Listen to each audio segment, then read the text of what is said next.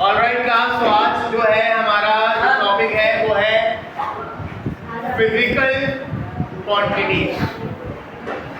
Quantity का मतलब है मिकदार। फिजिक्स में हर वो चीज, हर वो ऑब्जेक्ट या हमारे इर्द गिर्द होने वाला हर कोई अमल, जैसे मिसाल के तौर पे पंखे का चलना, हवा का आना, बारिश का होना, गर्मी का होना, जो कुछ हमारे गिर्द हो रहा है ये नेचुरल है। क्या है? और इसे कहते हैं नेचुरल फेनोमिना। वर्ड क्या बोला मैंने? यहाँ लिखा है फेनोमिना। उर्दू में कहते हैं मफरूजा, इंग्लिश में क्या वर्ड है? मिसाल के तौर पे गर्मी बहुत हो रही है तो ये भी एक फेनोमिना है। बारिश हो रही है ये भी क्या है? फेनोमिना है। हवा आ रही है ये भी क्या है? हमें चीजें दिख रही हैं ये भी क्या है? हर चीज एक फेनोमिना है। अब ऐसा फेनोमिना जो कुछ हमारे गिर्द हो रहा है या हमारे गिर्द जो कुछ भी रखा हुआ है, रखे हुए से मुराद क्या है? ये डेस्क है, ये चेयर है, ये मोबाइल है, आप खुद हैं, आपकी किताबें हैं, जो कुछ आपके पास रखा हुआ है। अगर आप उन चीजों को तोल सकते हैं, नाप सकते हैं, ये बता सकते हैं कि वो कितनी मिकदार में है, ये बता सकते हैं कि वो कितनी मिकदार में है, तो वो जो मिकदार होगी जिसको आप नापेंगे वो क्वांटिटी क्या कहलाएगी? फिजिकल क्वांटिटी कहलाएगी। क्या कहलाएगी? ठीक है। अच्छा, अब बारिश हो रही है, कितनी बारिश हो रही है आप बता देंगे, मिलीमीटर में बारिश हो रही है। गर्मी हो रही है, इतना टेम्परेचर है, 30 डिग्री सेल्सियस है। जो भी होगा वैल्यू में बताएंगे। जिस चीज को वैल्यू में बताया जा सके, जिसका कोई पैमाना हो, जिसको नापने का कोई स्केल हो, जिसको वजन करने के लिए कोई तराजू हो, ऐसी मिकदार को, ऐसी क्वांटिटी को क्या कहते हैं? Physical quantity. अब जरा डेफिनेशन समझें। प्रॉपर्टी मतलब है खुसूसियत। हम सब में एक खुसूसियत है, हर चीज में एक खुसूसियत है। खुसूसियत मतलब प्रॉपर्टी किस चीज की? फेनोमिना मैंने क्या बताया? हमारे जो कुछ हो रहा है वो क्या है? कोई फेनोमिना। या हमारे आसपास अगर कुछ भी रखा हुआ है वो क्या है? ऑब्जेक्ट। उस ऑब्जेक्ट या फेनोमिना की ऐसी प्रॉपर्टी जिसको आप क्या कर सके, कैन बी क्वांटिफाइड। इस वर्ड का मतलब क्या है? क्वांटिफाइड। क्वांटिफाइड का मतलब है उसको नापा जा सके, तोला जा सके, वैल्यू में बताया जा सकता है। और कैसे बताएंगे? उसका तरीका है बाय मेजरमेंट। क्या? By measurement. आप दर्जी के पास जाते हैं कपड़े सिलवाने के लिए, कपड़ा सिलवाते हैं तो उसको क्या देते हैं? मेजरमेंट, जिसको नाप कहते हैं। बगैर मेजरमेंट के कपड़ा नहीं बन सकता। आप कुछ खरीदने जाते हैं, मेजरमेंट करते हैं। कपड़ा खरीदते हैं, नाप के खरीदते हैं। आटा खरीदते हैं, तोल के खरीदते हैं। केले खरीदते हैं, गिन कर खरीदते हैं, दर्जन में। हर चीज जिसको नापा, तोला या गिना जा सके वो कौन है? Physical quantity. ठीक है। अच्छा, अब बहुत सी चीजें ऐसी भी जिनको नापा नहीं जा सकता, तोला नहीं जा सकता, उन्हें कहते हैं नॉन फिजिकल क्वांटिटी। जैसे हमारे जज्बात, हमारी फीलिंग्स, मुझे कितना गुस्सा आ रहा है, मुझे कितना दर्द हो रहा है, मुझे कितनी खुशी हो रही है। आप कह रहे मेरे सर में दर्द हो रहा है, आप कभी भी ये नहीं बता सकते कि मुझे कितनी वैल्यू का सर में दर्द हो रहा है। डॉक्टर को जाके बता सकते हैं, लेकिन मैं उसको ये नहीं कह सकता कि मुझे सर में दर्द जो है ना वो इतनी वैल्यू में हो रहा है। मैं वैल्यू मिसाल के तौर पे आपने कहा मैंने 10 लीटर दूध पी लिया, तो 10 लीटर क्या है? 10 लीटर की मिकदार बता सकते हैं ना, लेकिन मुझे कितना सर में दर्द हो रहा है मैं ये नहीं बता। तो जो चीजें हम बयान नहीं कर सकते, मतलब बता सकते हैं लेकिन उनको नाप नहीं सकते, तोल नहीं सकते, ठीक है, तो वो चीजें नॉन फिजिकल, उनका ताल्लुक फिजिक्स से नहीं। तो हर वो चीज जो नापी जाए, तोली जाए, उसी का ताल्लुक। अब आगे चलते हैं। फिजिकल क्वांटिटी जो है वो दो तरीकों की होती है। एक कहलाती है फंडामेंटल। क्या कहलाती है? फंडामेंटल। फंडामेंटल का मतलब है बुनियादी। क्या मतलब है? तो यहाँ एक कॉलम बना लेते हैं। सबसे पहले बात किसकी करेंगे? फंडामेंटल का मतलब है बुनियादी। तो दो तरह की फिजिकल क्वांटिटी है, एक कहलाती है फंडामेंटल, दूसरी कहलाती है डिराइव। क्या कहलाती है? डिराइव। अच्छा, फंडामेंटल मतलब उर्दू में क्या होता है? बुनियादी, या जो किसी से नहीं बनी हो, या जो किसी से नहीं बनी हो। और डिराइव क्या होगा? डिराइव का मतलब है अखज की हुई। अखज मतलब है बनाई हुई, मतलब ये किसी न किसी से बनाई होगी। चलिए मिसाल के तौर पे किचन होता है, किचन में बहुत सारे मसाले रखे होते हैं। हाँ भाई, किचन में बहुत सारे मसाले हैं। मिसाल के तौर पे लाल मिर्च है, नमक है, हल्दी है। मुझे बताएं ये जो मसाले हैं, क्या ये मसाले मिसाल के तौर पे हल्दी है या लाल मिर्च है, तो ये मसाले क्या किसी और से बनाए हैं? नहीं, इनके अपने कोई ना कोई फसल है, कोई दरख्त है, कहीं ना कहीं से इनको निकाला है। लेकिन इन मसालों को मिलाकर हम क्या कर सकते हैं? बहुत कुछ बना सकते हैं। आप मिसाले बिरयानी बना रहे हैं, कोई सालन बना रहे हैं, तो वो किनको मिलाकर बना रहे हैं?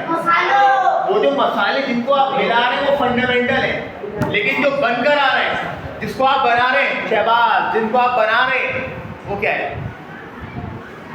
जो चीज आप बना रहे हैं, आपने एक डिश बनाई, वो क्या है? चलिए डिश छोड़िए, आपने एक डिवाइस बनाई, आपने एक मोबाइल फोन बनाया। मोबाइल फोन बनाने में बहुत कुछ इस्तेमाल किया होगा, तो जितने भी आपने पार्ट्स इस्तेमाल किए होंगे जमा करके, वो हर एक पार्ट अपने तौर पे क्या होगा? बुनियादी।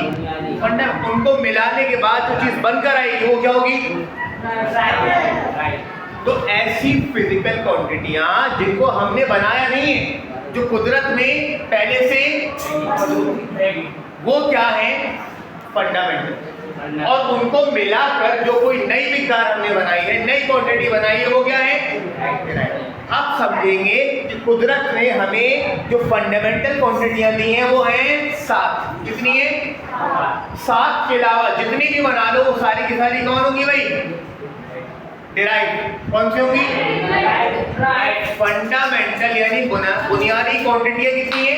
7। जैसे मैंने कहा ना, किचन में रखे हुए मसाले गिनती के होते हैं, लाइक 7-8, उनसे मिला के जितने खाने बनाने, तो जो हम बनाएंगे वो क्या है? डिराइव। आपने दरख्त से सेब तोड़कर खाया, बताएं सेब क्या था? फंडामेंटल था, डिराइव था?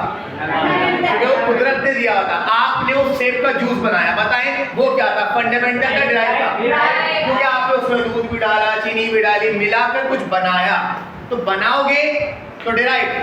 और नहीं बना हुआ मतलब आपने नहीं बनाया, कुदरत ने बना के दिया, बुनियादी है, फंडामेंटल, बुनियादी नहीं है। अब बुनियादी मिकदारें बेटा कितनी होती हैं? 7 होती हैं। अब समझते हैं कौन सी होती हैं, कैसे होती हैं और क्यों होती हैं। सबसे पहले मैं यहाँ 7 नंबर लिख रहा हूं और हम टैली करेंगे कि ये 7 कौन है हमारी? फंडामेंटल क्वांटिटियां, बुनियादी मिकदारें।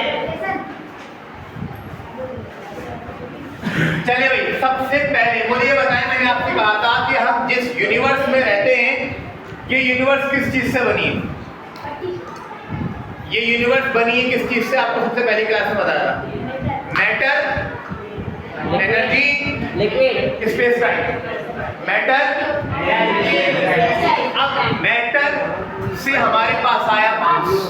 क्या आया भाई? मैटर मतलब सॉलिड, लिक्विड या अब कितनी मिकदार में है, तो वहां मैटर से हमारे पास बुनियादी क्वांटिटी कौन सी आई?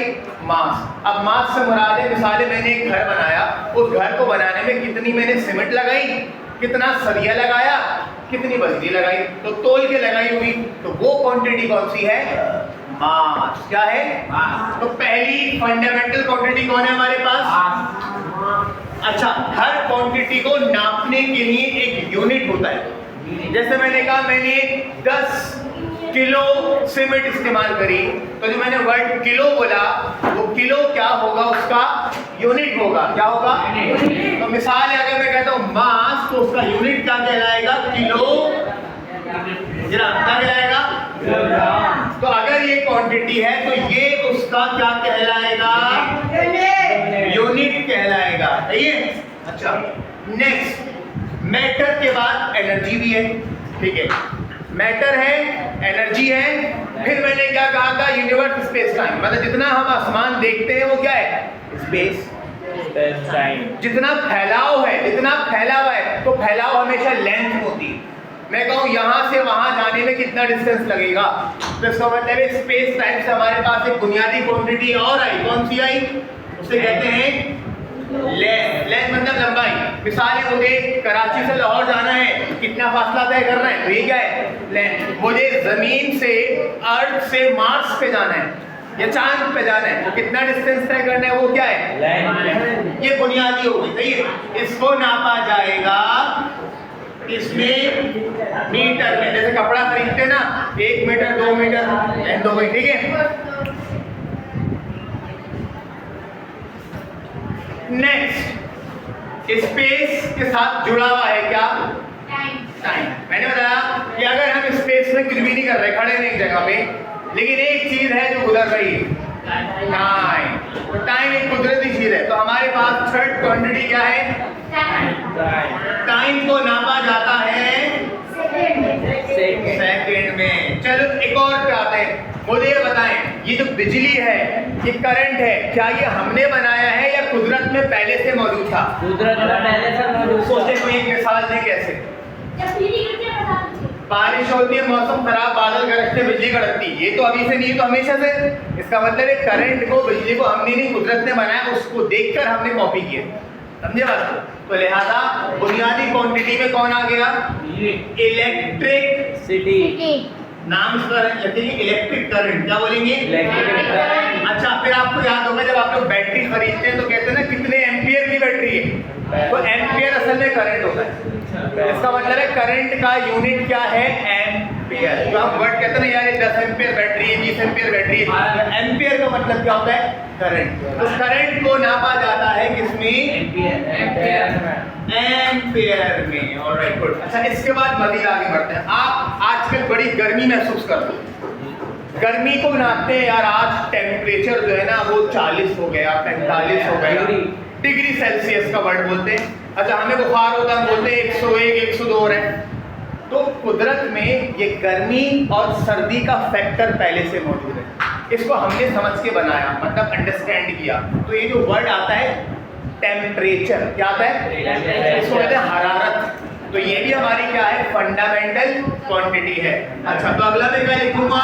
टेम्परेचर। अच्छा, अब यहाँ अलग से मैं बताऊं कि टेम्परेचर के एक्चुअल में 3 यूनिट होते हैं। कितने होते हैं? टेम्परेचर को नापने के 3 स्केल हैं। एक स्केल सबसे पहले वो जब आप जाते हैं ना डॉक्टर के पास या मेडिकल में, तो आप कहते हैं मुझे बुखार हो रहा है, वो कहता है 101 या 102, 104 5 बहुत ज्यादा होता है। अब ये वाला जो 101 102 बुखार होता है, ये किस यूनिट में होता है? तो वो कहलाता है फ़ारेनहाइट। क्या कहलाता है? मैं यहाँ लिख रहा हूँ, क्या कहते हैं उसको? फ़ारेनहाइट।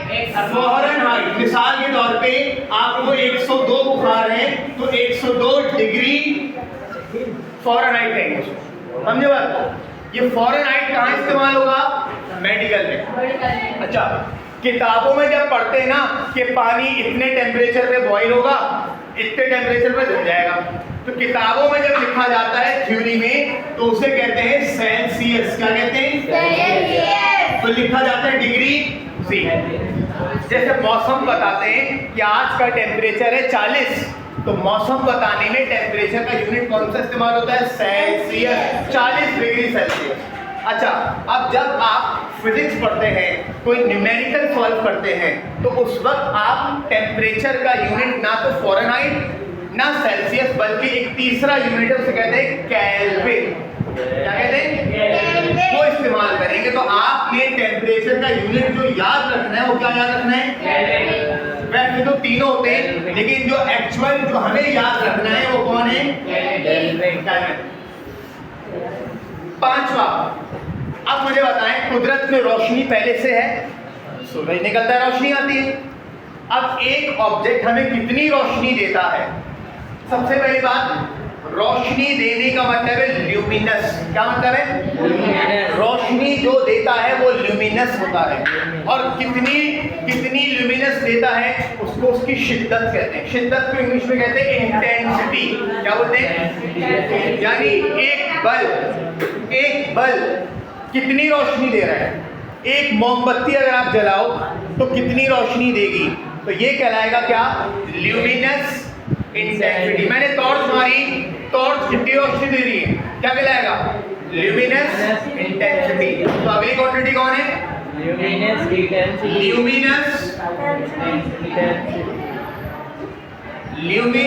इंटेंसिटी। अच्छा, इसको नापा जाएगा, इसका यूनिट है, इसका ताल्लुक किस चीज से मैं आपको बताऊं। सबसे पहले जब रोशनी नहीं आई थी, मतलब बिजली नहीं बनी थी, तो हम लोग रोशनी करने के लिए क्या जलाते थे?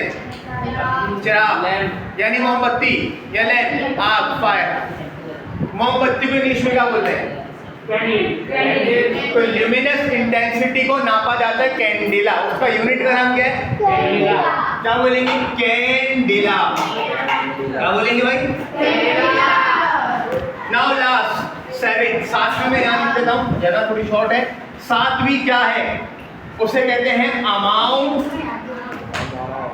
ऑफ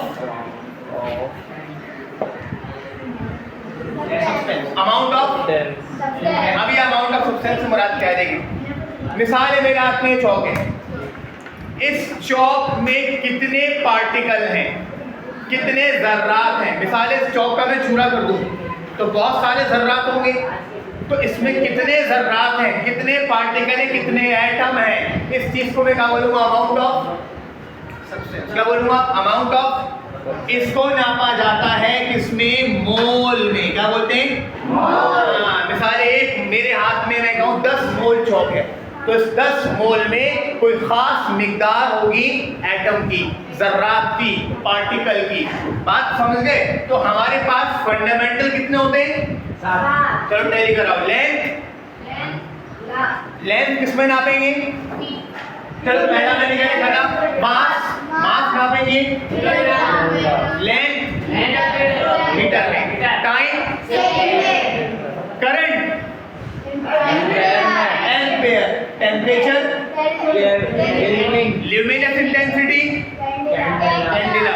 और अमाउंट ऑफ सब्सटेंस मोल। ये 7 क्वांटिटियां कौन सी कहलाती हैं? फंडामेंटल। एग्जाम में आपसे पूछा जा सकता है, write down all the fundamental quantity with their unit. तो आपको सातों की सातों क्वांटिटियां उनके यूनिट के साथ याद होनी चाहिए। क्लियर है? डिराइव मैं आपको नहीं लिखवाता, वजह क्योंकि डिराइव कोई 1 2 3 4 नहीं है। इन 7 को पढ़ेंगे, इनको मिलाकर जितनी भी नई क्वांटिटियां बनेंगी, जैसे मिसाल के तौर पे, एक मिसाल के तौर पे बोलता हूँ, आप भागते हैं किसी रफ्तार से। रफ्तार को इंग्लिश में क्या बोलते हैं? स्पीड। इनमें कहीं स्पीड का नाम आ रहा था? नहीं। तो स्पीड कौन सी क्वांटिटी होगी? फंडामेंटल या डिराइव? मैंने एक गाड़ी को धक्का लगाना है तो मैं उससे फोर्स लगाऊंगा। फोर्स, क्या इसमें कहीं फोर्स आ रही है? तो फोर्स कौन सी क्वांटिटी होगी? डिराइव। तो हमें आगे जाके ये समझ आएगा कि अब जो नई क्वांटिटी पढ़ेंगे वो कौन सी होगी? डिराइव। और उनमें अगर इसमें से कोई इस्तेमाल हो रही होगी तो ये 7 हैं, इन्हीं में से इस्तेमाल हो रही होगी, यानी इनको मिलाकर हम कोई भी क्वांटिटी बना सकते हैं। ऑलराइट, तो ये बात क्लियर है कि फिजिकल क्वांटिटी क्या है? ऐसी मिकदार जिसको नापा जा सके, और वो 2 तरीकों की है, फंडामेंटल और डिराइव। फंडामेंटल वो जो किसी से नहीं बनी, और डिराइव वो जो फंडामेंटल से बनी है। फंडामेंटल कितनी है? 7। टैली करवा दी? ठीक है। Now it's time to ask a question from you. आप में से किसी से मैं सवाल करूंगा और पूछूंगा कि इन 7 क्वांटिटी में से कौन सी क्वांटिटी जो हमें यूनिवर्स में कहाँ दिखाई देती है? तो मैं नहीं कहूँगा कि आप मुझे रटी रटाई इंग्लिश में डेफिनेशन बताएं, आप मुझे ये समझाएंगे कि ये चीज़ है क्या, अपने लफ्ज़ों में बताएंगे। जस्ट फॉर एग्जाम्पल, मैं जिससे पूछूंगा उसको कैमरा फोकस करूँ, ठीक है? अच्छा, आप अपनी ज़बान में बताएं कि फिजिकल क्वांटिटी क्या होती है? फिजिकल क्वांटिटी जो इसको नापा जाए और किसी टाइम में बताया जाए, कभी इसको सेंटीमीटर में नापा जाए और बहुत चीज़ें होती हैं। उसे कहते हैं क्या? Physical physical quantity. क्वांटिटी है। चलिए आप बैठो, आप बैठो, आप बैठो। मुझे ये बताओ कि फिजिकल क्वांटिटी कितनी टाइप्स की होती है? नहीं, फिजिकल क्वांटिटी कितने टाइप्स की होती है? फिजिकल जिसको नापा जा सकता है वो दो तरीकों की होती है, तो बताया ना। कौन से दो हैं? चलो सबसे पहला कौन सा है? दो बताइए ना। पहली कौन सी? बुनियादी। क्या इंग्लिश में क्या नाम है उसका? फंडामेंटल। और दूसरी बात, फंडामेंटल क्वांटिटी कौन कौन सी है बताइए? मास, लेंथ, टाइम, टेम्परेचर, वॉल्यूम। चलिए अब एक मिसाल बताएं कि ये इलेक्ट्रिक करंट मैंने कहा ये फंडामेंटल कैसे हो सकती है? ये नेचर में कहाँ थी इलेक्ट्रिक करंट? हाँ, तो आसमान से बिजली गिरती थी, ये फंडामेंटल से आ गई, मतलब ये हमने नहीं बनाई, कुदरत ने पहले से दी। ठीक है, अच्छा आप लेंथ और टाइम का ताल्लुक कुदरत की कौन सी चीज से आ रहा है? मैंने बताया था कुदरत में ऐसा क्या है, यूनिवर्स में ऐसा क्या है? टेम्परेचर, लेंथ, यूनिवर्स का फैलाव क्या है? जो कुछ हम देखते हैं आसमान वो क्या है? नहीं, स्पेस टाइम। तो स्पेस टाइम में स्पेस से कौन आया? लेंथ। और जो इवेंट गुजरता है वो क्या है? टाइम। तो ये सारी क्वांटिटीज हमारी कौन सी है? फंडामेंटल है। और इनके अलावा अगर कोई और क्वांटिटी बनेगी तो क्या कहलाएगी? वो डिराइव कहलाएगी। Alright, thank you so much.